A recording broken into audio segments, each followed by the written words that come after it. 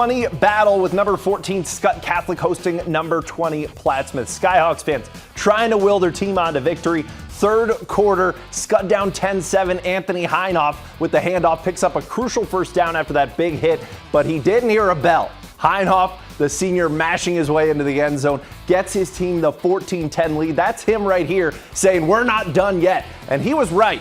One safety later, Skutt back at the goal line. This time it's Bennett Turman on the QB sneak, just getting in there at the end zone, breaking the plane. Skutt wins 22-16, improving to 7-1 on the year, still undefeated in district play. Dave?